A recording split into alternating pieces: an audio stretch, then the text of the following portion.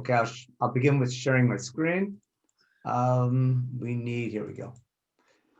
So what I want to do today, I want to talk about Ezra himself. We talked about before the missing years and the gap between chapter 6 and 7. Now I want to simply focus on chapter 7 through 10 of the book of Ezra and Ezra himself and what's important about him. After we finish talking about Ezra, we'll talk about what's the time gap between Ezra and Zerubbabel and the first wave of Aliyah. So first notice how chapter 7 begins. When we talk about Megillat Esther, we'll talk about what this might be referring to. After what events is it referring to? But we mentioned before that in chapter 6 of the book of Ezra, when they finished building the temple in the 6th year of Dariavesh, I would expect a mass Aliyah from Bavel, now that the temple was built. And what happens in chapter 7 in Ezra is what should have happened after chapter 6 of Ezra. In other words, whether it happened next or happened later, here's what should have happened. Now, we get a whole long genealogy of Ezra, all the way, Ezra ben Sraya, ben Azariah, ben Chilkiah, all the way to Pinchas ben Elazar Kohen. The problem is it's only 15 generations, and it has to be a lot more, because we're talking about from the time of Moshe to the beginning of Beit Sheni, it's a minimum, like, and in all the other sources in Divrei Yamim, we're talking about some 25, 30 generations. Here we only have 15. So all the commentators say that we're skipping several generations. Why that always happens, why we always skip generations, that's a topic for a separate discussion. Now we begin with our topic. Pasuk Vav. Who Ezra Lami Bavel? Ezra made Aliyah from Babylonia. Who Sofer Mahir B'Torah Moshe? A Sofer Mahir must be the name for the biggest scribe, not just a scribe on the technical side. He's the main teacher, and we'll talk about how Chazal compare Ezra to Moshe Rabbeinu. It's not that he's a Sofer Mahir B'Torah Moshe. He's almost equivalent, we'll see in Chazal, to Moshe himself. Asher Natan Hashem El Yisrael, the laws that Moshe made, but that Moshe taught, but they were given by God. And here's what's strange, we're not sure why. For some reason, Ezra has some protexia with the Babylonian authorities, and Artaxerxes, the king, simply gives Ezra anything he wants. Soon we're going to read the letter that the king writes for Ezra. We don't know what caused the king to like Ezra so much. The assumption is he must have been in either an important position in Bavel, or what I think is that during the reign of Artaxerxes, the Persian Empire begins to crumble a little bit, and it makes probably a lot of sense that in order to strengthen his empire, he wants to strengthen the bordering lands, because Egypt, of course, is always going to be his, not exactly his enemy, but a challenge. And because the Jews living in Palestine or in Eretz Canaan are on the border with Egypt, and he wants to strengthen his empire, it could be he's being nice to the Jews to strengthen his own empire. Now, then what do we find? There's an aliyah for the Kohanim and Levim and Sharim. There was all the different people who work in the temple. The Nitanim are basically the workers. If we have time, we'll talk about them later on, who this group of Nitanim are, but they're set aside to serve in the temple.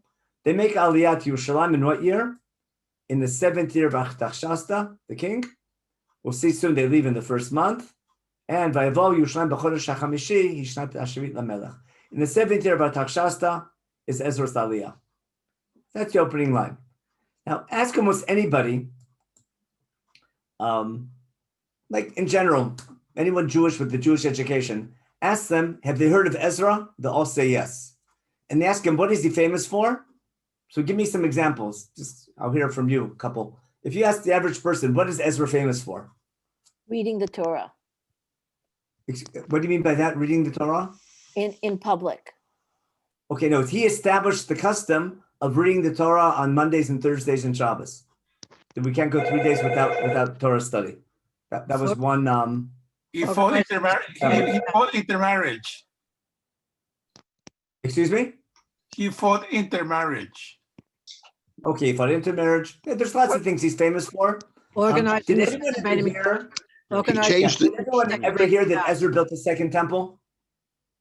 Yeah, organizing the building of the second temple. Yeah, usually what a lot of people say, who built the second temple? They'll say Ezra. Maybe it was rebuilt by Herod, But usually Ezra, or some people think Ezra and Nehemiah is one person, but this group for sure realizes it's two different people. But Ezra is usually associated with building the second temple.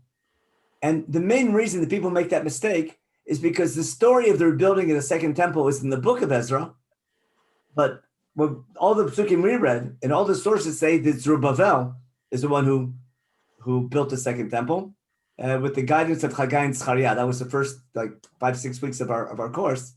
Beyond a shadow of a doubt, the temple was built before Ezra made Aliyah. Whether Ezra came now or came, whether Ezra came immediately after Daryavesh or Ezra came 50, 60 years later, beyond a shadow of a doubt, Ezra is not the one who built the second temple. Why people say that, I'm not sure, but it's just one of the common things people say. But what Ezra did do, Ezra built the second temple period. And if there's one leader of the Jewish people who has an effect on day-to-day Judaism, as much as Moshe Rabbeinu, we'll see in a minute, it has to be Ezra. The takanot, the decrees, or what Ezra instituted, pretty much begins what we call nowadays rabbinic Judaism. Like the transition from biblical Judaism to rabbinic Judaism begins in the time of Ezra. And now we'll try to explain why. Ezra for sure was a Kohen. Yeah, someone asked, Fran asked, for sure he said his lineage is from Pinchas, for sure he's a Kohen. And he's, of course, associated in the Pirkei Avot with Anshe Knesset Agdolah. Now, is Anshe Knesset Agdolah only the generation of Ezra? Is there one generation or 8 generations of Anshe Knesset Agdolah? Let me just get everybody there for a minute. Okay, I just did a quick mute. Is that everybody, or is it 8 generations of Anshe Knesset Agdolah, or only one generation? Again, we'll deal with that later on. Okay. Now, let's go back to our source sheet and see what Ezra did. So now we'll continue, right? I'm sorry, wrong source sheet. We're going to do on the source sheet I gave out. Here we go. Okay. For some reason, his Aliyah trip was extremely long. Why? In the beginning of the first month, in Nisan, he began to organize the trip to Bavel. It took from the beginning of Nisan until the beginning of Av, 4 months, maybe 3.5 months, to make the trip, which could definitely be done shorter, but they must have been taking a long time on the way there. Why it took so long? There's a discussion, but I've never seen a good answer other than maybe they were just taking their time because they had a lot of people with them. Okay, now, the pasuk we're going to focus on is pasuk Yud, verse 10. Ki Ezra hechin levavo lidrosh et Torat Hashem lasot lamed. Maybe like Elkanah, he could have been bringing people on the way. I'm not sure whether it was I wouldn't say the Pied Piper, lahavdil, but I'm not sure whether on his way there were that many Jews on the way. Most of the Jews are living in Babylonia. The trip is going through Mesopotamia. I'm not sure if he was picking up Olim on the way. Maybe it was. It just could be. It was just a long journey because he has a lot of people with him. Now, what's important here is Ezra hechin levavo. I'm going to make a big deal about this phrase. Ezra got his heart ready. Lidrosh et Torat Hashem lasot lamed b'Yisrael chok u'mishpat. He's one coming to teach Israel statutes and laws. Now, this phrase, we're going to use Tehillim 78. Take a quick break there. It relates a little bit to Parshat Shavua as well. Why is this the phrase that we're using to describe Ezra? I think this would be the source of connecting him to Moshe Rabbeinu as well.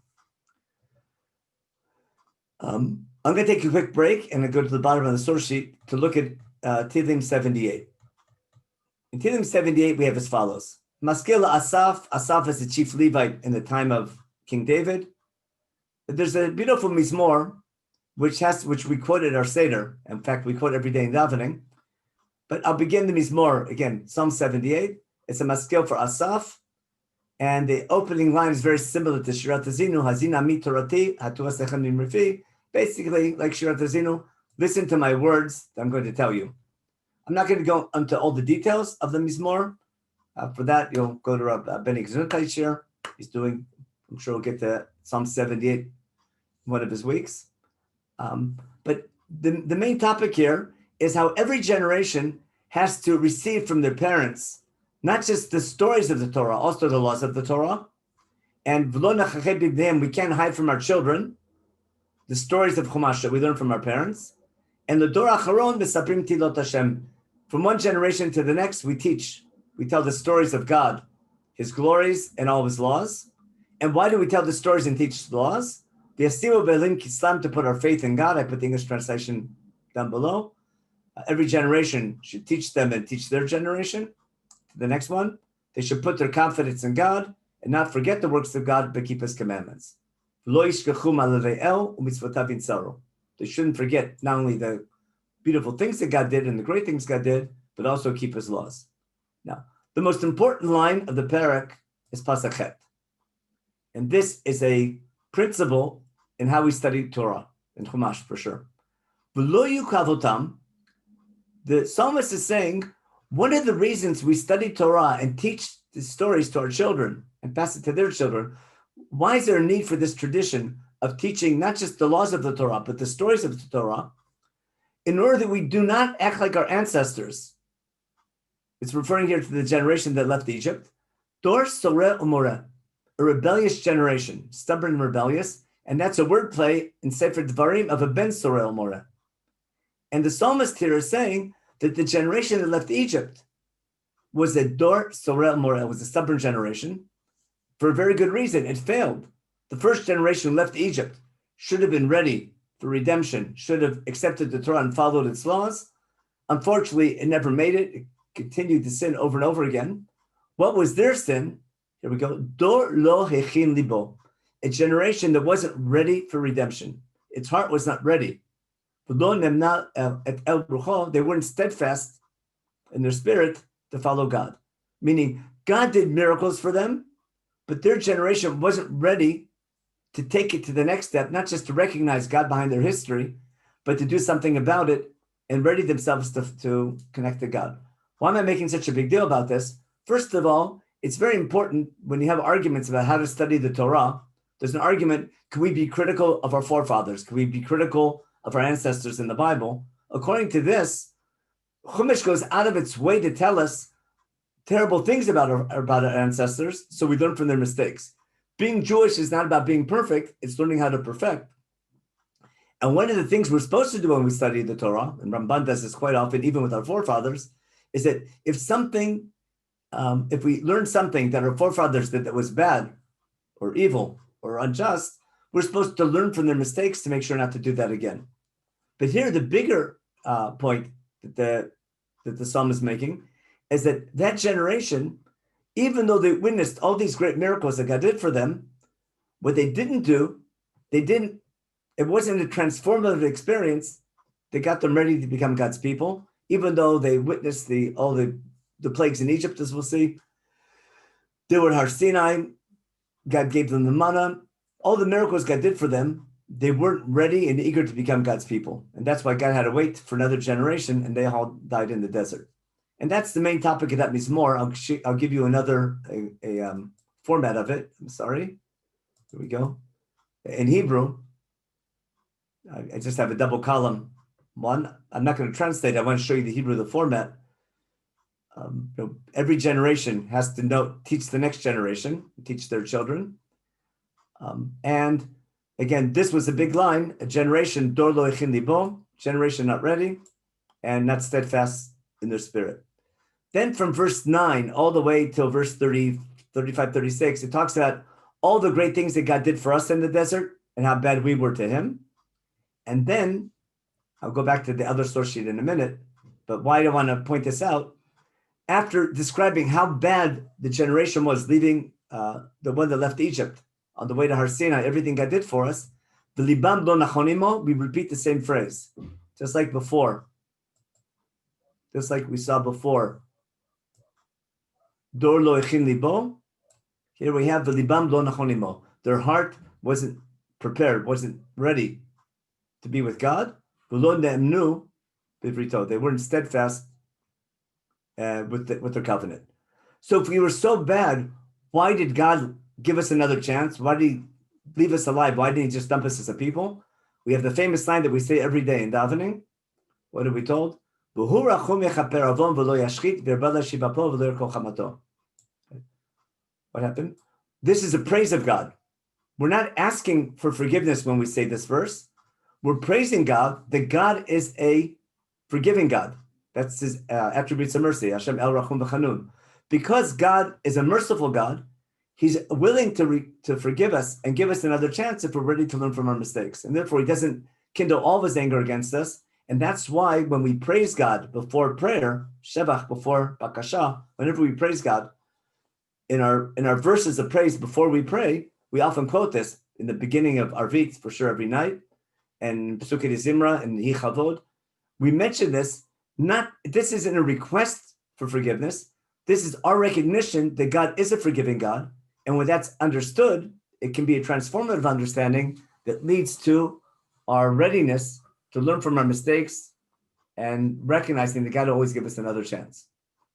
Because he remembers that we're just flesh and blood, and we come and go, and therefore God is always willing to give us another chance. Not our topic tonight, but related to Parshat Shavua, the Mizmor continues how bad we were in the desert, and we didn't remember all the great things that God did for us. Let's just make this a little bigger for a minute. What did God do for us? That generation, even though they witnessed all the plagues in Egypt, their understanding of the plagues, their living through the plagues, and witnessing them did not have a strong enough effect. And they didn't remember God's hand, that he saved them from their enemy, that he put all of his miracles and signs in Egypt. And then we go through most of the plagues, Dam, Sfardea, Arov, Arbe, Barad, lots of Barad, and Dever, and Bakat Bechorot. Okay, we're missing plagues 3, 6, and 9, but not our topic for today. What I do want to point out, in this Mizmor, this is famous, isn't it? Yishalach bam charon apol et rab v'zam v'tzarav v'yishlachat malchei ra'im. Doesn't that pasuk look familiar? Anyone remember? How come? I'm sure everyone remembers it's familiar. You know where it's familiar from? Haggadah. In the multiplication tables, how do we know that every plague was either 4 or 5 makot? Remember? Rabbi Lezer says, Minayin shekom makava makah. How do we know that every plague was really 4 plagues? He quotes, we say Shenemar. We have a custom, we say Shenemar and turn our brains off and just read the verses. What the Haggadah wants us to do, look up the pasuk. And then Rabbi Kiva quotes the exact same verse and says, every plague had 5 makot. And they both quote this pasuk. Why? Because this verse is describing Barad. Barad gets a lot of detail because Barad was not just the 7th plague. Barad was even transformative to Pharaoh. Remember, after Barad, Pharaoh said, Hashem at-Tzadik, v'ani b'mi harashaim. The first time Pharaoh recognized his sin and admitted his guilt was after the 7th plague. Even Pharaoh, the plagues had effect on him and on the Jewish people. Their effect faded away and it didn't have an effect on them. So I think one of the reasons we quote this in Haggadah, the Haggadah wants us to study Tilim Ein Chet, which is this one, which is all about one generation, remember, so that the next generation teaches the next generation and teach their children, which is what the Seder is all about. So we just mentioned the 10 plagues in the Seder. We want to make sure that when we talk about the 10 plagues and feel like we went through them, we have to remember that just like we talked about them, we should not be like our ancestors and talking about the plagues and feeling like we went through them should have a transformative effect on us, and we should be ready to accept God's laws. Anyway, that's the Mizmor. Why did I bring it down? That generation who witnessed miracles or witnessed redemption, lo echin libo. Now we're ready to go back to Ezra. What did Ezra do? Ezra. Now back to our source. Sorry. Back to our source. Ezra echin levavo lidrosh Hashem Torat Hashem lasot lamed mishpat. I think one of the key reasons, the job that unfortunately, I wouldn't say Moshe Rabbeinu failed, that's not to say something, but with the first generation failed, and they didn't appreciate Moshe's greatness.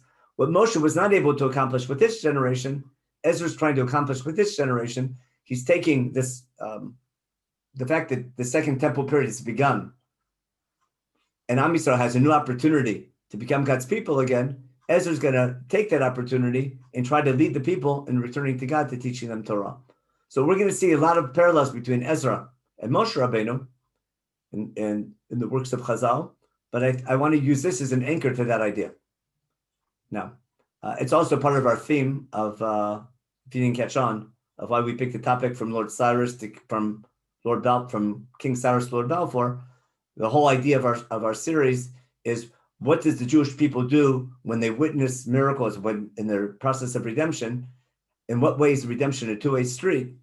So it's not just recognizing, seeing the hand of God behind events, but what we need to do to take it to the next stage. And basically, we need Ezra's nowadays to not just to say thank you to God for recognizing redemption, but taking that understanding of a redemptive process and turning the nation into a nation that serves God properly. Now we're going to read the letter that Ezra gets. This, since it's in Aramaic, in the original, I'll just quote the English. And just pay attention how nice Artaxerxes is. His name is Artaxerxes here. Melech Machaya in the Aramaic. Antu Malka Melech Machaya that we have in Yoruban.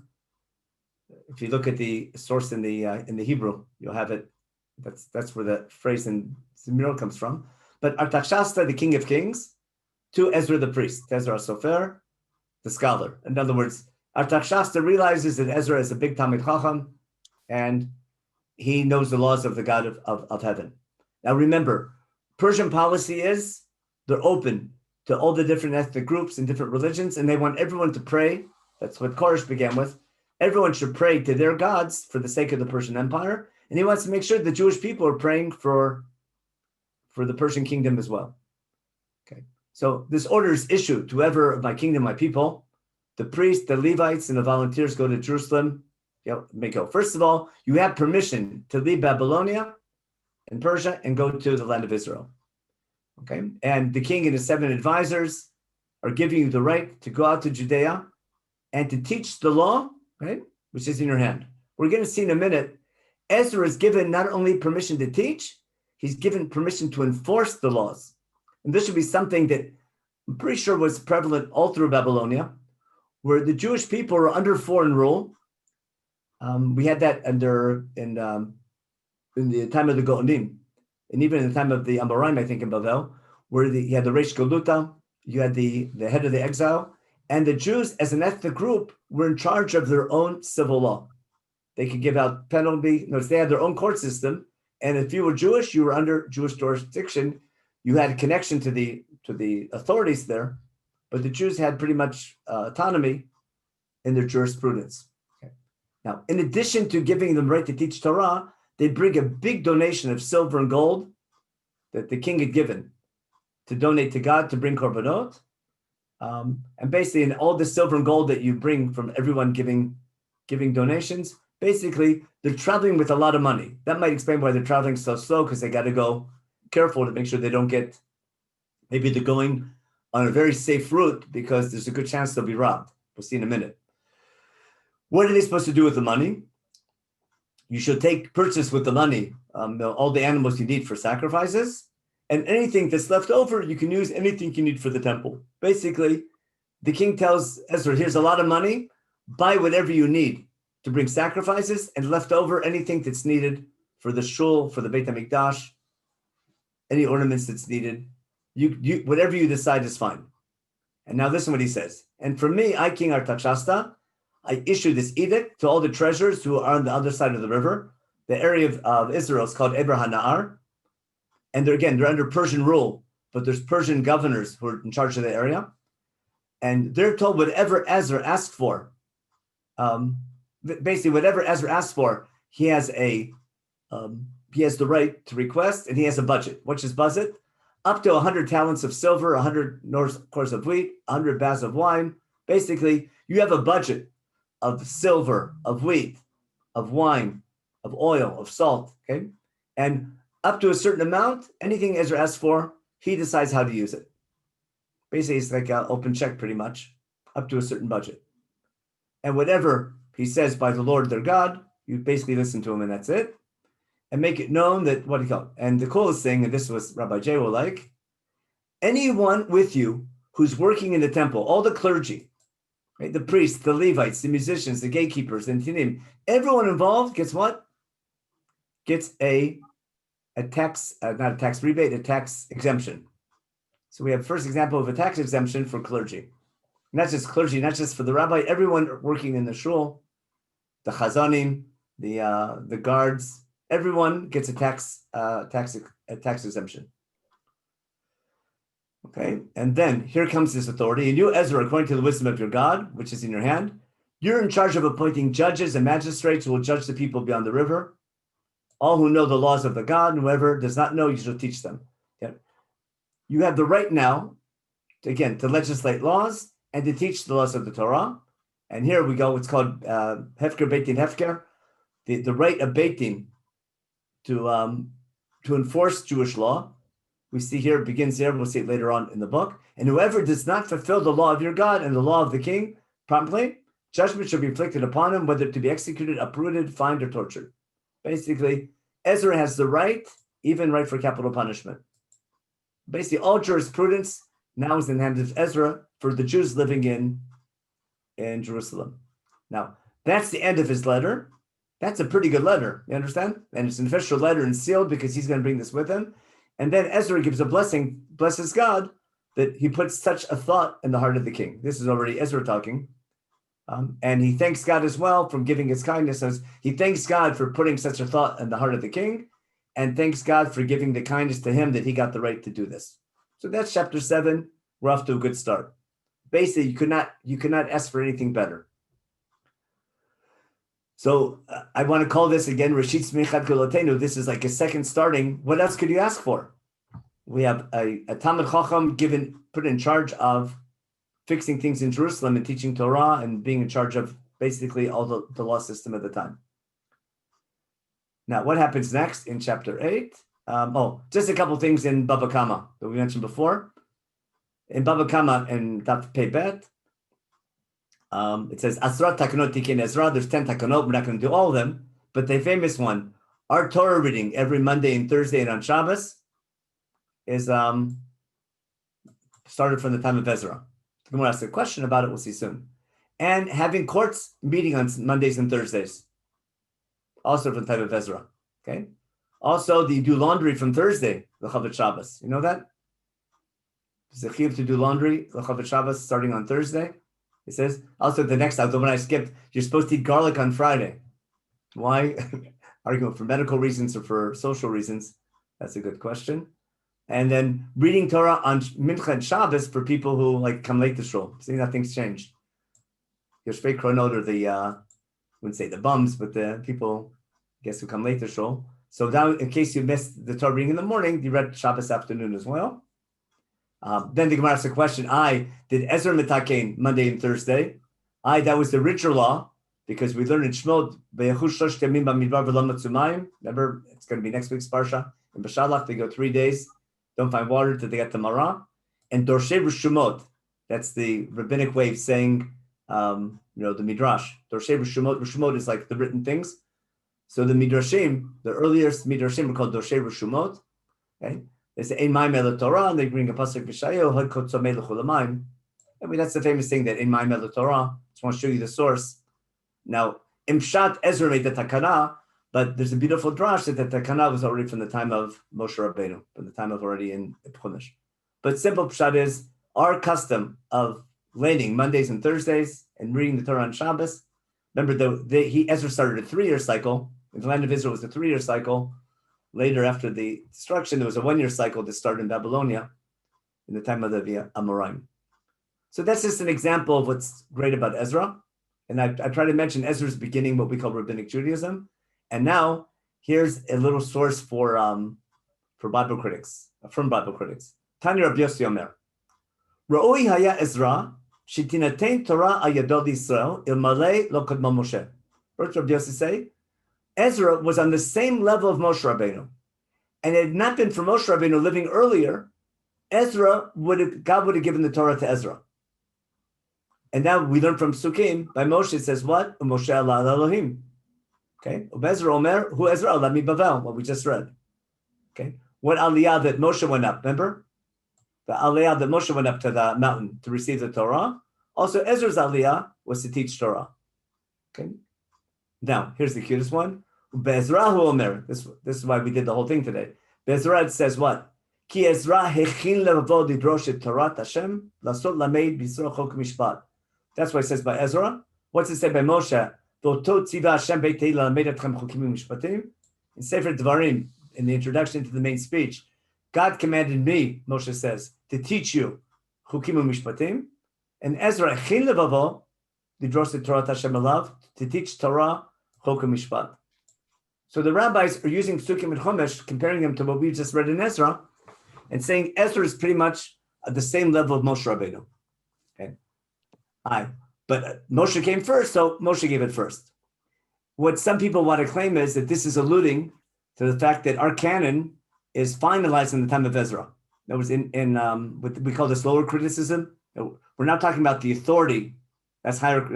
Who gave us the Torah? That's from God.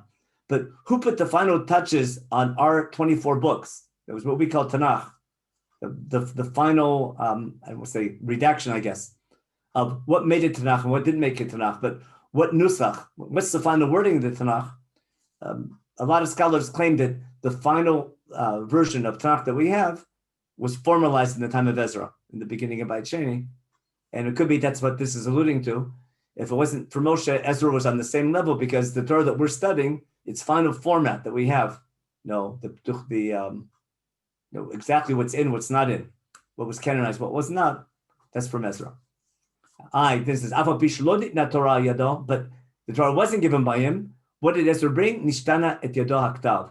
The way we write, what's called Ktav HaShurit, the letters that we write, the Assyrian letters, that as when Ezra came, they changed the way we write the font of the letters. We changed. If everyone's ever seen ancient Hebrew script, what's called Ktav Ivri, we find them in some ancient documents sometimes, and we find them on inscriptions, definitely when they, in archaeology. So Ezra came and changed the letters. So we all read our Sefer Torah today is written in these letters in Ktav HaShurit. In ancient times, it was Ktav Ivri. So Ezra basically changed the letters, the font that we read, that we write the words in the Torah. That's also from Ezra. Gemara has a whole discussion whether it was beforehand, but the simple pshat is, especially from archaeology, that Ezra changed the way we write the letters of the Torah. Okay, so that's our beginning of Ezra, and we talked about the verse in Ezra Echin Levavo, Lidrosh et Hashem. Let's take a quick little break here, and we'll continue now our story to see if there's any questions. Okay, we see that column there. Okay.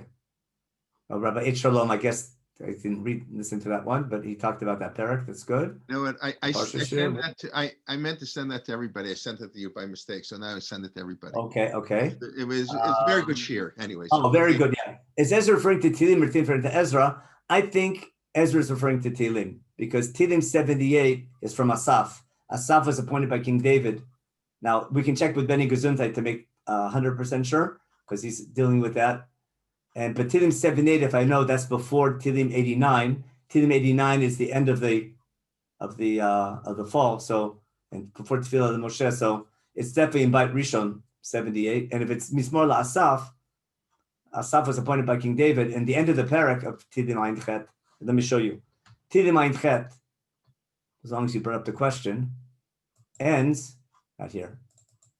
It ends with how bad we were, and then how then it goes through Tanakh. We came in the time of Yeshua, we went bad in the time of the Shoftim, things were really bad in the time of Eli, and then finally God was sick of the Mishkan and Shiloh, and he unchose Shevet Ephraim, and he chose Vayivchar b'Shevet Yehuda. He picked King David, and he built up the Mikdash, basically Vayivchar b'David Avdo. It's all about David. In other words, the connection between this and Ezra is very simple. He picked King David to get Jewish history starting again. So just like Moshe tried to get things started and basically failed with his first generation. Oh, I'm sorry, I did not share my screen, did I? Sorry about that. Tell me that. Okay, here's the screen. In Tehillim 78, at the end of the parak, we started here. At the end of Tehillim 78, after going through all the stories about Rishon, of a Sefer Yoshua, Shoftim, and Shmuel, it finally ends with God picks King David and to lead the people, and he builds, and David gets starting on the Vayiven Kumobrim Biktasho, and Lirot et Yaakov Amo V'Yisrael Nachlato. Basically, it's the transition from rock bottom to recovery in the time of King David, which Asaph is talking about, and hence what's happening in the time of Ezra is very similar to Tehillim Ayin Chet. There was a big fall and a recovery in the time of King David. Then there's a big fall at the end of Bayit Rishon and recovery in the time of Ezra. So I think that's why I think Tehillim Ayin Chet comes before Ezra, and Ezra is quoting, using that verse based on Tehillim Ayin Chet. Especially when you look at the context, I think that's crystal clear. Let me just check the rest of the chat real fast, and then we'll get moving. Where's my chat?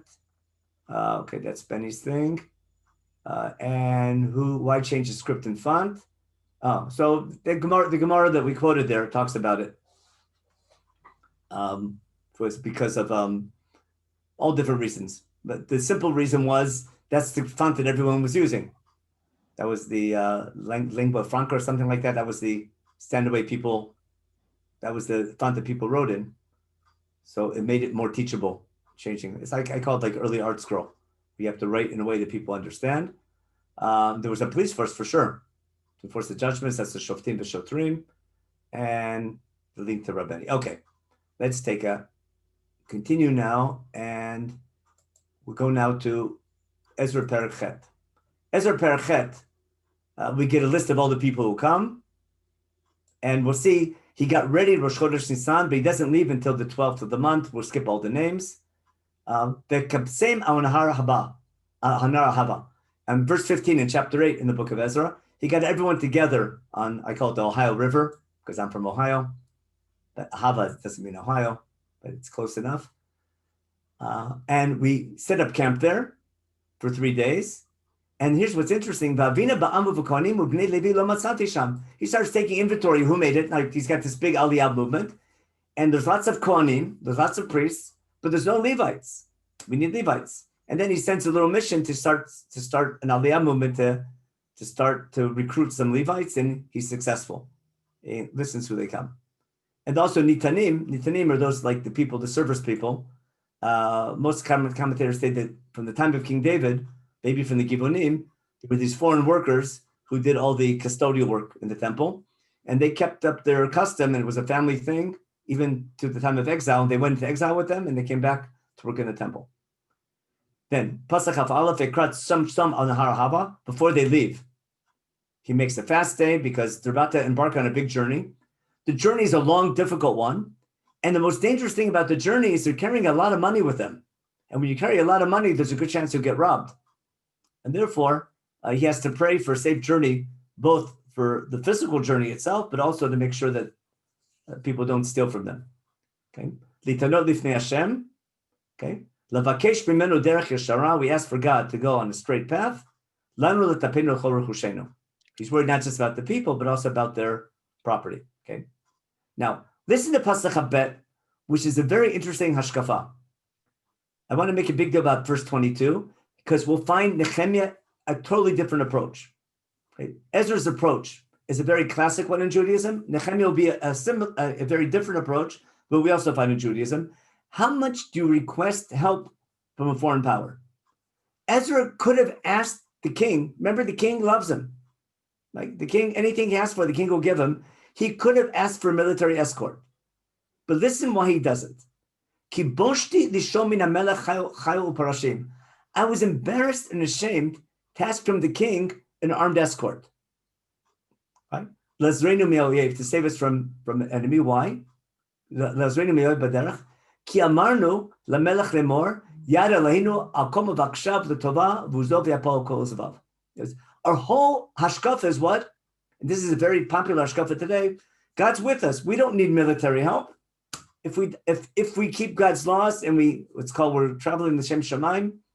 Remember, shluchei mitzvah einin nizakin. Those on the way to do a commandment, fulfill a mitzvah. Nothing will happen to them. So if we're saying our God is all powerful and can protect us, then it would be sort of counterproductive if we'd ask for military help.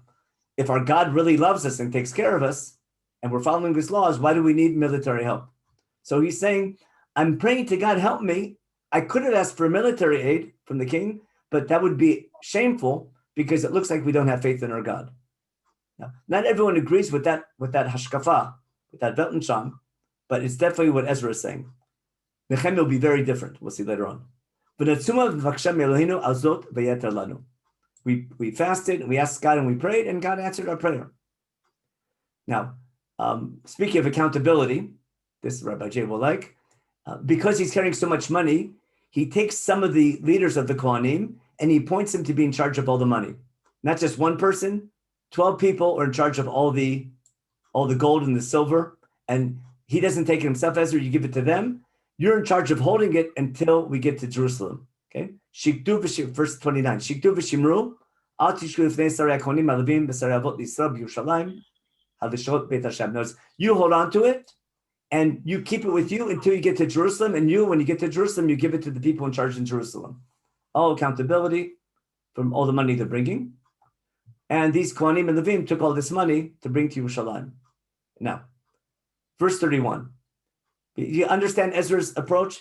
We have to pray that God will help us, and we have to make sure the money is not embezzled. Verse 31, Pasuk Lamed Aleph.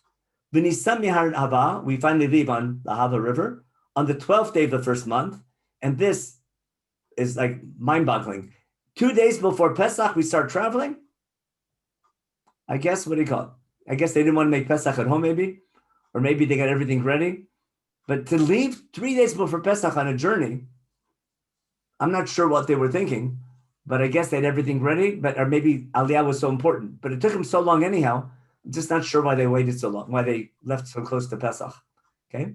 And now, Pasuk, at the end of the Pasuk, V'yad Eloheinu hayta aleinu, v'yatzilenu mikaf oyev voreb al hadarach. Right? God was with us, and he saved us from any enemy on the road. If you ever said Tfilat Haderach, that's where the nusach, our nusach of Tfilat Haderach comes here, remember? When we say Tfilat Haderach, it's built on this story. I'm assuming you're familiar with that, but in case you didn't know, whenever you say Tfilat Haderach, next time, you'll know where the source is for this phrase. From Ezra on his journey, and hopefully you should say it when you travel to Israel, would be a good idea. Okay, so we get to Yerushalayim, we stay there for 3 days. On the 4th day, we give the money to the people in charge, but that we'll skip all the names.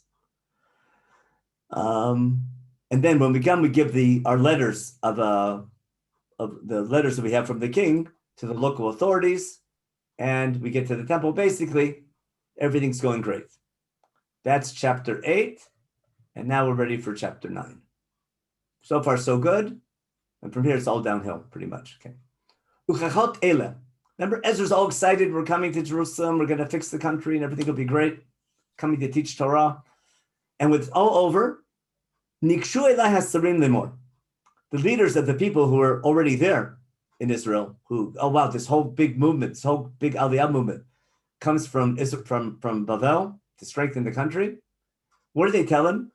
Lo nibdulu ha'am Yisrael v'konim v'alevim yemei ha'artzot ketovoteim leknani achiti ha'prizi ha'yivusi ha'moni ha'movi b'mori. Basically, Rabbi, I don't know who you can teach Torah to, but everyone's intermarried. Ki nasum ibnoteim lahem livneim. Their daughters married their sons, and their sons married our daughters. V'tarvu zera hakodesh. The Jewish people, they're always, then that's assimilated, they're all intermarried with the local population. And not only are the simple people intermarried, biyad hasarim v'askanim haytam b'malas rishona. The leaders of the people, like the princes and the rulers, they're also intermarried. Something really bad must have happened. Now, I mentioned this earlier. This sounds like second, third generation assimilation and intermarriage, like we find in every Aliyah community. It's interesting that because the Jews in Bavel were a closed ethnic community, that there was very little intermarriage, because a small group of Jews came to Israel and the local population was not Jewish. Remember, there were the people there from before, the Tzarei Yehuda Binyamin, who argued with them when they tried to build the temple. There were so many non-Jews living in Canaan that basically, after 2-3 generations, the population intermingled and intermarried.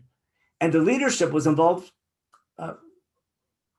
almost leading all this intermarriage. And simply what I tried to explain is, it doesn't make sense that when you read what happened in year 2, 4, and 6 of Dariavesh, when they break ground in the second temple and build it, in all the prophecies, it doesn't sound that a year afterwards there'd be so much mass intermarriage. And it doesn't make sense that when Ezra comes and he presents everything to the Kohanim, we don't find Haggai, we don't find Zechariah, we don't find Yeshua ben Yotzadak, and we don't find Zerubbabel.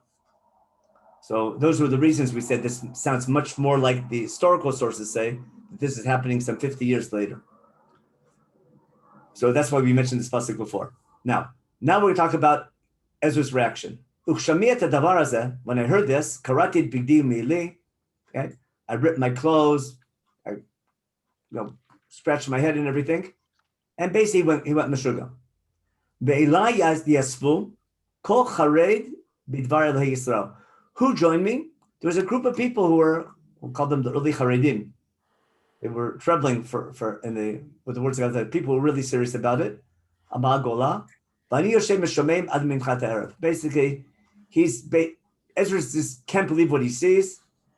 He's simply totally disturbed about what's happening, and he's fasting the whole day and praying till the afternoon.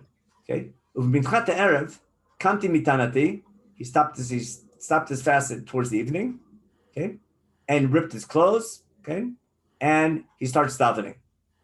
And this is his prayer, Bamra, Elohai boshti v'nichlamti. He says, God, I'm embarrassed. This is my people. Larim Elohai panai elecha, ki avonotenu ravu lamala rosh v'ashmotenu gadla l'shamayim. He davens says, I'm coming to fix things. Look what I found here. This is the state of this is the land of Israel. This is the way the people are acting. Okay. And this goes back to what we saw in Psalm 78 about this generation wasn't ready for redemption. Okay. And then he says it's all embarrassing. You can read on this later on your own. And then he says, Vata, Pasachet, verse 8. Vata kimat rega ita tchina meit Hashem Eloheinu. We finally had a bit of a chance of redemption. Remember in the time of Daryavesh, when we got the temple finally started, we finally had a leftover rebuilding Jerusalem. We were able to put a stake already in the place of the temple. Even though we're under foreign rule, we had the beginning of something was starting. Okay? We're still under foreign rule. Even though we're under foreign rule, we didn't leave our God. And the kings of Persia gave us the right to build the temple, the Romemic Beit Eloheinu, and to reestablish it on its destruction. God did us a favor and started a redemption process and found favor. And we found favor in the eyes of the Persian kings to let us start it, and we ruined that opportunity. You can understand why religious people or religious leadership, after the return to Israel, it's just like now, like then, God goes out of his way to bring his people back to their land, gives his favor in the eyes of foreign powers to start a country, and the people don't answer it. Instead, the population becomes very secular. Then he goes on and on about what went wrong. We can skip all that because we're going to run out of time in a minute. And he says, we're going to ruin things again to go against your laws. Intermarry with these people. And you'll have to get angry. If this happens, you have to get angry with us. To be no hope for our people. And then he gets what's called Tziduk Kadein, Hashem Elohim Yisrael Tzadikata, Ki Nishanu Pleta. You're the right one to stay. He knows that we're standing in front of you in our guilt. Bashmatenu, Ki Ein Lamod Lefanecha Also. We can't stand here. Basically, it's impossible. So that's his prayer. He's saying this in public. Basically, he's embarrassed, not just to the people, he's embarrassed to God. He had great hopes for fixing things, and everything now is going nowhere. Now, why is he giving the speech? First, he's sincere in his speech, but his speech has an impact. And this is classic leadership. You give a good speech, and someone's going to rise to the challenge. Now we're in chapter 10, and we'll finish with this.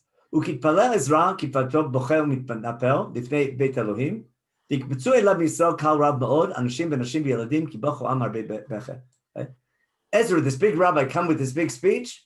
People started joining in, coming around, gathering around. They made a big gathering. And now comes our hero.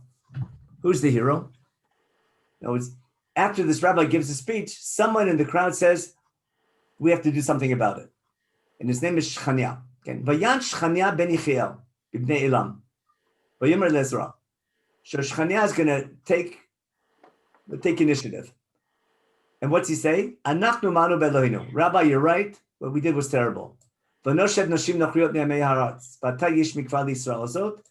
still hope. Ata nichrat brit le'Eloheinu. Let's make a new covenant with our God. Let's get rid of all the foreign wives and all their children. Basically, we're going to make a movement and we're going to get rid of all the intermarriage. Says Ezra, you have the right now. You can legislate. And we're with you, Rabbi. Chazak v'aseh. So the people hear Ezra's speech, and Ezra's speech is so sincere and so powerful that the people begin to take action. Now that he has people helping him, Vayokom Ezra,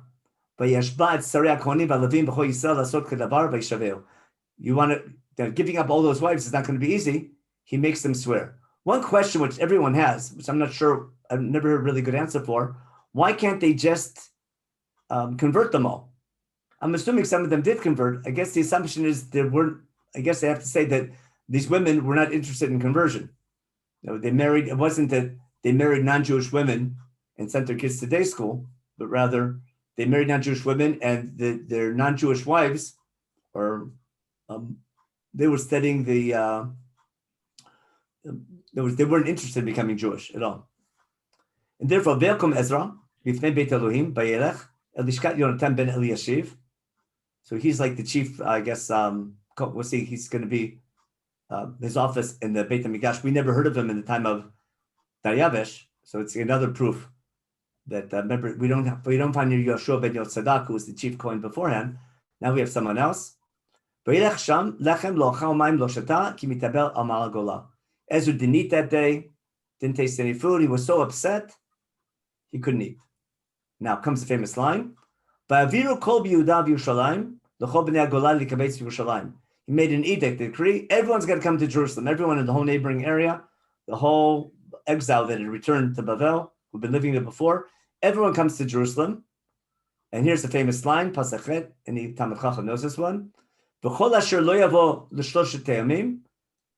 He made an edict. You have to come in 3 days' time. Katzat hasarim vaskenim, yochoram kol rechusho, v'hu yibadel mikal hagolah.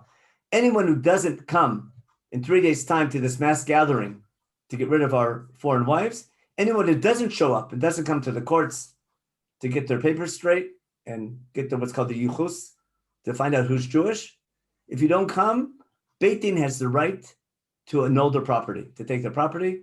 What called the rabbis learned from there was called Hefker, Beit Din Hefker. Beit Din has the right to take someone's property. If you don't listen to the court system, the court can take your property, can confiscate your property, and take it away from you. You can put the person in cherem, you can, excommunicate the person, but you can also take his property. And the fact that Beit Din has the right to confiscate property, Chazal learned from this pasuk here, Katzat hasarim yochoram kol rechusho. Now, who gave Ezra that right? Not the Gemara, but rather King Artaxerxes, the letter he gave him. Remember we saw in that letter, we mentioned that earlier. In the letter the King Artaxerxes got, he got permission to confiscate property. Okay. Now here's how Jewish history, nothing has changed. Everyone comes in the 9th month. It's the month of Kislev. On the 20th of the month, again, towards the end, mamash, very close to the middle of the winter. This proves the 9th month has to be Kislev. It's raining and pouring outside. Everyone comes in. Ezra didn't look at the rain forecast, at the weather forecast. And 3 days later, what happens? It's pouring rain outside. So everyone comes to Yerushalayim, but it's pouring rain. First, he gives them musar, he gives them rebuke. Look what you've done. Now, verse 11. Recognize God. Thank God. disconnect yourself from the foreign population and get rid of your foreign wives. Again, I'm assuming that from the wives who did not want to convert or weren't interested in becoming Jewish. First, okay, Rabbi, you're right. And now we have the concept of let's bury it in a committee. You know what that means? We're going to do something, but we're going to move it to a committee. So Rabbi, they say, you're right. Great idea. Listen what they say now. Pasuk Yud Gimel. Aval ha'am rav va'etak shamim. Listen, Rabbi, there's a lot of people here. You invited everybody. We can't do this in one day. And va'et shamim, and it's pouring rain outside. Ve'in koach lamod b'chutz. We can't all wait outside in the pouring rain. V'melchad lo liyom echad lo lishnayim. We can't do this in a day or two. There's too many things to fix. We have a better idea. Instead of everyone coming and doing this all at once, let our leaders for the whole, for all the people, let them organize this. Let's invite them to this tribunal, to this council at set times. Let the judges of every city come with the people. Basically, instead of doing it all at once, let's set up times and invite city by city, area by area, people by people, and do it slowly. A group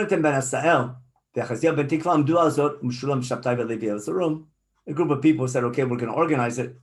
And before everyone leaves, we set up the times. Okay. See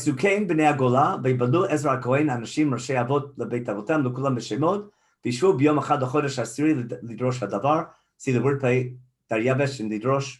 It's this cute wordplay inside. But basically, that was, remember, the 20th day of the 9th month.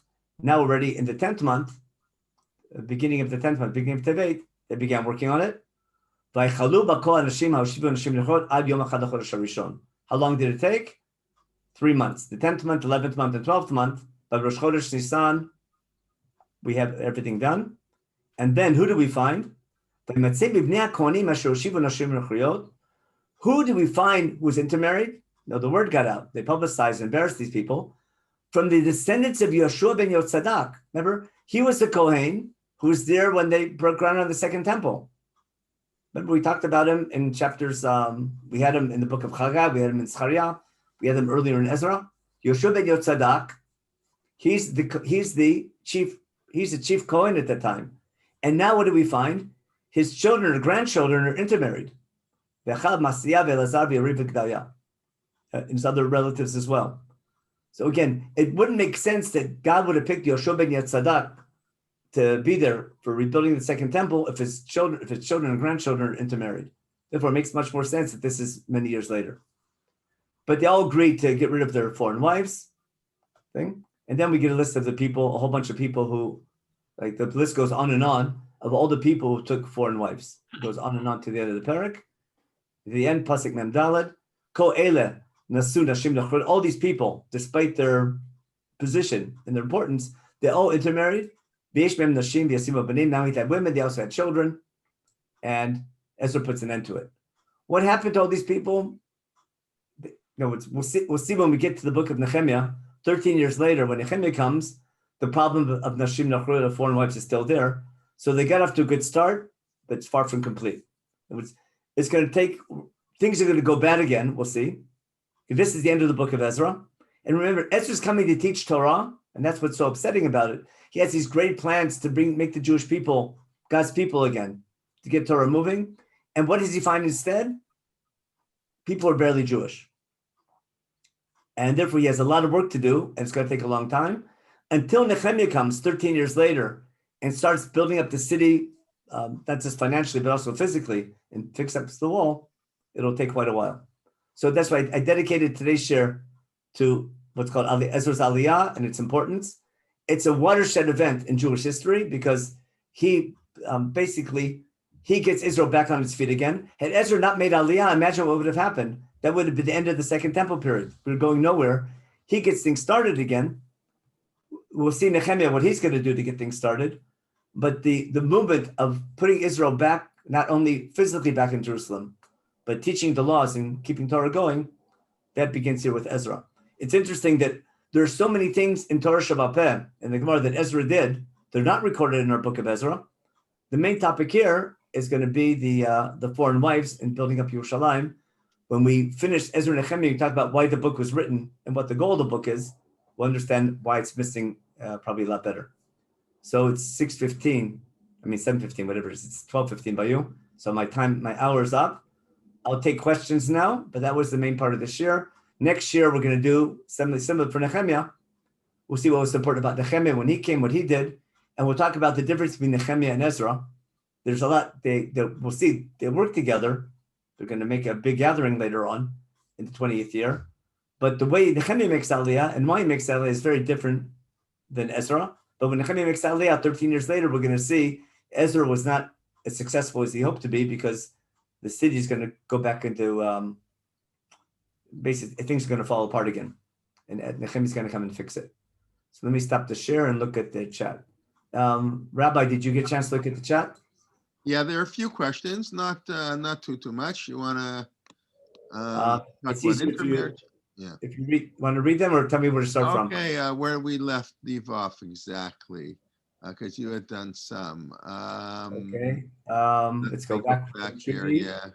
Wait, there's a lot of When we here. learned from Yaakov Avinu, I think that's where we got up to Judy's question. Okay. We have Chanukah to think these laws sacrificed to make Aliyah. Yeah, Oh. that's where we got up to, pretty much. Yeah.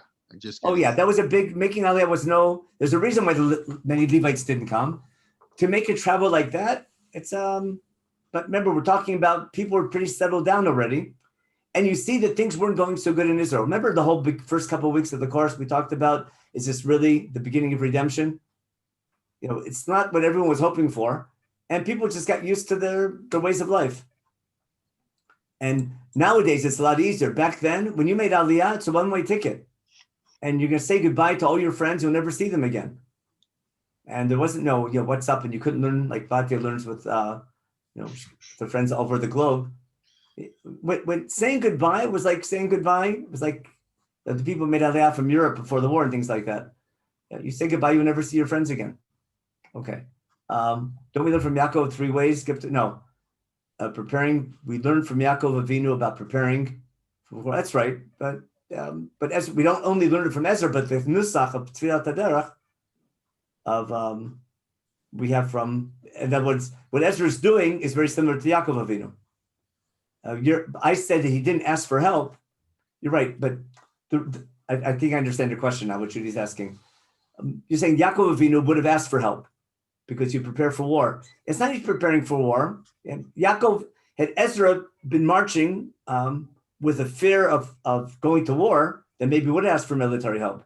But Ezra's whole point is, what's happening? We want the king to build our temple. And it's in the king's interest that the Jews serve God in the temple because this God can help people. So if we're saying that, it's in Persia's interest that the Jews have a temple in Jerusalem because this God can help the Persian Empire, then we have to say he can help us as well. If we don't trust our own God to help us, why should the Persian leader trust that it'll help them? So I think he's saying it was like embarrassing, not just like politically it's embarrassing to ask because his whole point is we have this God who's worthwhile building a temple for. So why support a God who we need your help to travel to his temple? So I think that's more behind it as well. So if the welcomers had intermarried and lost faith, who built the second temple? That was our whole point. What Oren's asking is that the temple was built in the time of Dariavesh 50, 60 years earlier, if I follow the outside chronology, if I follow the classic history. The temple was built 50, 60 years back, and there were great hopes for the second temple, and nothing happened. And again, we'll deal with this when we get to Megillat Esther. When Ezra comes, it's clear that everything fizzled out. Nothing worked great. And the people built the second, it was built 50, 60 years earlier. Something went wrong. And again, this will help us understand the time period of Megillat Esther, which I think is in between. But what I want to point out now that we finished this point in Ezra is that what should have happened in the 6th, 7th year of Dariavesh after the temple was built is what Ezra ends up happening 50, 60 years later. So by juxtaposing them, you get the impression that Ezra did what Ezra did 6 years later is what should have happened 6 years earlier. It's just it took a long time. Tommy still recovered. Okay. weren't the things that he did besides rent his garment and fast usher? Why was it usher to fast, etc.? No. He pulled out his hair and he pulled out his beard. That's all. I don't think he did the lot. I don't think he did it like that. I think he's just like, I don't think he pulled it out like Lotit go to do. I think he just did like this, like Oigavot. At least the idea. But I think it's just a way of saying that, that's what people do when they bang their head when they're all disturbed and upset. What does the temple look like now? What does what look like? The temple. The Now Beit Mikdash. What does it look like now? Is it the temple standing, but it's dilapidated. We'll see when Nehemiah comes, the city is falling apart. We'll see. We'll talk about that next week. The temple is built, it's working. We don't see a word about Ezra. Notice not word about Ezra building a temple. The temple for sure is there because when they give the gifts, remember, yeah. There's a whole set of there's an established not government. There's an established authority running the temple. They bring korbanot, don't they? They use the money, they buy sacrifices, and they offer the sacrifices. The temple is running. We'll see it's full of corruption. We'll see when we get to Nehemiah. And there's insiders that everything's a mess, but the temple is standing. Ezra doesn't come and build a temple. The temple is there. And we'll see the city's falling apart. And Nehemiah's going to come and fix up the walls of the city. But the temple has been built. It's been built for some 50, 60 years, but not getting much attention. David HaMelech was the son of a convert. That's right. It's okay to intermarry. It's not so bad as long as you intermarry and convert. There's nothing wrong with intermarriage itself. Is when you intermarry and you don't convert. That was the problem. I'm saying my assumption is the intermarriage wasn't. There were no Jewish girls to marry in the marriage. They weren't. It's like intermarriage in America, I think, pretty much, where it's not intermarriage and it's without conversion, or for conversion, it's phony conversion. It's because people aren't dedicated at all to Judaism. Yeshua Kohen Gadol had children who intermarried much earlier. Yeshua was the Kohen Gadol in the time of Zerubbabel. It doesn't mention there that he had his children intermarried, but it says here that his children or grandchildren intermarried. Well, what I meant, there's a Gemara that says Begadim Shoim in Zachariah, that Begadim Shoim refers to. Oh yeah, for sure. What children were already intermarried. In the Midrash, because of the Midrash of Seder Olam that crunches the years. So now the problem, what happened? Then they have to say that's the Begadim. See how it's working backwards. Once I crunch the years and say Ezra made Aliyah the next year, then Yeshua had intermarried children already, and those are the Begadim Tzoim. Understand what happened? The Gemara is the Midrash of the Gemara that says the Begadim Tzoim, the soiled clothing of and that the Per Gimel and Zechariah is talking about when it talks about Yeshua to clean his act up. God didn't say, get rid of your wife. It says, you follow my laws. But there's no mention explicitly of intermarried children. But once I follow Seder Olam and crunch the years and say Ezra came the next year, then I see, his children intermarried. Then I go backward and say the Begadim Tzoim are his intermarried children. You understand how it works? I can't prove from the Gemara that there's no gap. It's because there's no gap. The Gemara says that we're talking about that those are the Begadim Tzoim. Okay, and what would happen to the next generation if you send away the children? And not all the children. Some people were still married Jewish. There's still some Jewish children. It's just the intermarried children. Again, my assumption is if any of the wives really wanted to be Jewish and the men really wanted to keep them, convert them properly, they would have done it. My assumption is the foreign wives were not interested at all in becoming Jewish. And we're still connected to their Gentile families, exactly, okay? David HaMelech was generational growth and not her son, okay? And yes, he was a great-grandson, yeah. Again, this isn't saying that intermarriage is wrong as long as you convert properly. There's nothing wrong with foreign wives as long as they convert. The problem is foreign wives here, when they don't convert and they bring you away from Judaism, that was the thing. Amazing that Ezra could make such an edict. It's not amazing. It's exactly what the edict that Ezra says of Hefker Beit Din Hefker, that you can confiscate property. He got the right of that from the Persian authorities. That was exactly the right. In other words, what do the Persian authorities want to do? Why do they give autonomy to the Jewish people? You solve your own problem. The worst thing to do is when you're a foreign power and you're sovereign and there's local populations, you don't want to deal with the day-to-day runnings of their society, because then you'll get enemies. Let them have their own police force. Let them have their own jurisdiction. You make your laws and follow them. And that's the way big empires run. So I think it's not surprising at all. What's nice is that the person who got the authority to execute the laws was from God, was Ezra. That was the miraculous part, that the king gave the right to someone religious to be in charge instead of someone irreligious. What I meant was Yeah. that it was amazing that he did the edict about they should get rid of their wives, and they all listened. Okay, That was amazing. they listened for a day. They put it to committees, and we'll see in Nehemiah they're still around. 13 years later, it's not over. So it's amazing that maybe they got off to a good start, but it didn't last. Didn't last. Okay. Did the Jewish women come up with Ezra?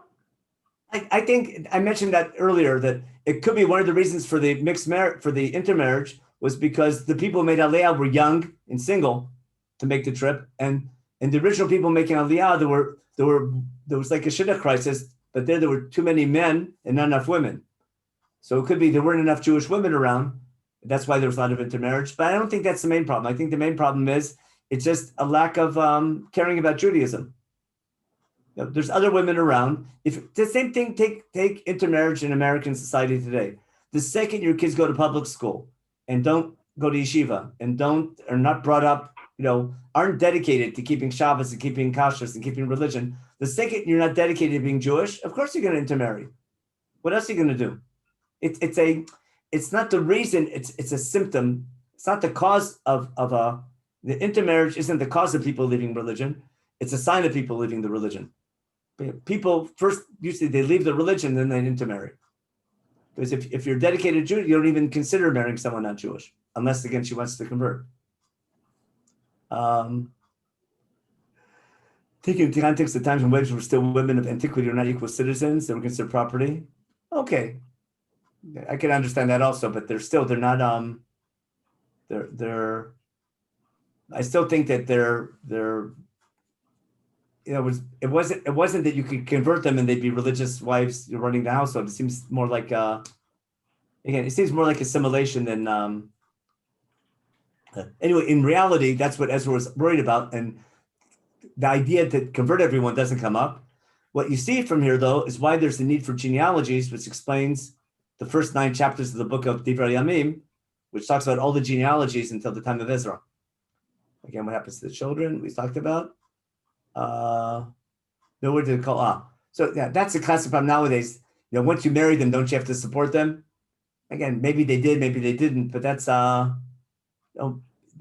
classic problem where, on an individual basis, you marry someone, you have to take responsibility. But when I'll give you a really bad example. Take the refugees who come to Israel, like from Sudan, and living now in southern Tel Aviv. It's very important that we take care of refugees, right? It's a big Torah value. If there's a foreigner in your land, help them out. But if all of a sudden 20% of your population, 30% of your population are foreign refugees who are taking advantage of the fact that we're nice to refugees, and they're breaking the balance of Israeli society, and they're bringing in crime, and they're bringing and everything that comes with it, and all that together, at a certain point, you have to say, I can't be so nice to foreigners. That's the argument Israel has today, what to do in southern Tel Aviv when you have so many foreign refugees who Israel's been nice to and giving them jobs, etc., but they're not Jewish and they're not part of Israel. It's one thing, if they converted, but they're not interested in converting, and we don't want to convert them. They don't want to be converted. It's not like the Ethiopian Aliyah or the Russian Aliyah, who we want to convert them and they become part of Israel.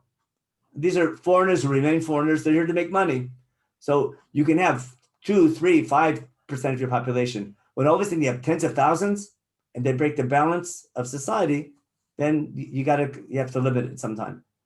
So when you have too much intermarriage, you got to simply cut it. If you keep the connection, they have to take care of themselves sooner or later. such a problem, they decided not to accept converts because there was no way to determine who was sincere. Okay, simple. Okay, that's a good point. And did Ezra power to exile foreigners? I guess he had a right to excommunicate people. He couldn't kick them out of Israel, but he was in charge of the Jewish community. In other words, he wasn't in charge of we'll see later, the Shomrim. When we get to Nehemiah, we'll see these different groups of people. We'll see Sanballat and Tuvi Ammoni and Sanballat Acharoni, all these different ethnic groups who have their own leadership and who were intermarried with. But Ezra has the right for people who are Jewish, but first you have to decide who's Jewish, and then he's in charge of them. I don't think Ezra brought mixed marriage couples from Bava with him. I highly doubt that. And when do we go from when does Jewish go by the mother as opposed to the father? That's a question of long debate. I think there's articles on that. At what point, in Chumash, if you're Jewish, your tribal alliance goes by the father. For practical reasons, you go by the mother, because you never know for sure who the father was. So I think for practical reasons, in halacha lamaisa, we follow the mother. When that started, when we go by, when we stop Judah going by the father, that's a long story, and I'm sure Rabbi J has one of the rabbis can talk about that. I think somebody actually talked about that in one of your lectures. Complicated issue. Yeah, we have to worthy of God's help. Okay, in the area that you inherited via metro. Okay, the same question. That's the question. There is a lishka in the office of the temple. Yeah, that's right. There's a lishka. Ruth points out that there's an office there. Besides that, they bring korbanot. There has to be a temple. It's a functioning place. It's just not not running the way it should be. Not much different than the temple during the first temple period. Then why did they go to Israel? Oh, depends. If they were intermarried, they wouldn't have gone to Israel. That's a good point. Okay. Okay. I shouldn't mention. Okay. Someone mentioned to me that I shouldn't have mentioned that sending to day school. I meant day school. That it's okay to send to public school. I went to public school till 10th grade. There's nothing wrong going to public school as long as the Jewish home is strong. The idea is when you don't give your child a Jewish education, but there's nothing inherently wrong with going to public school. I take that. I correct myself on that. It's true. Okay, and that's it. Anyway, but what's needed, bottom line, you need leadership. If you don't, and if I go back to Haggai said, if no one takes leadership, Tumah spreads. Remember, he asked the question to Kohanim in chapter 2 in the book of Haggai. He asked the Kohanim a question: what happens when something unclean touches not holy meat? That this Tumah, this uncleanness spread. But holiness has to actively spread. So to make things holy, to Makadesh, you have to be proactive. And if leadership failed, and Ezra is the first leader who gets Israel moving. And if I want to learn something from today, you need rabbis like Ezra, who have authority, who are to become an Ezra. You don't only have to be learned; you have to get along with the public officials. Foreign leaders have to appreciate you and respect you.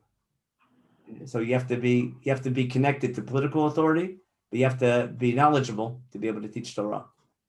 As Ezra made a great change, what's interesting is all the great things Ezra does really isn't so much in our book.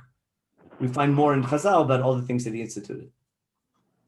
Okay, that was a lot of questions there. I think we'll call it a day, Rabbi J. That's right. Yes, being a rabbi, learning is lower down on the list of the requirements for a rabbi. That's right. Even for a Rosh Yeshiva, it's maybe for a Rebbe, it's high up on the list. For Rosh Yeshiva also, learning is important, but everybody knows that leadership requires much. If you want to learn, yeah. But actually, leadership is good for people who don't like learning, want to stay committed to God, but don't have patience to sit and learn all day long.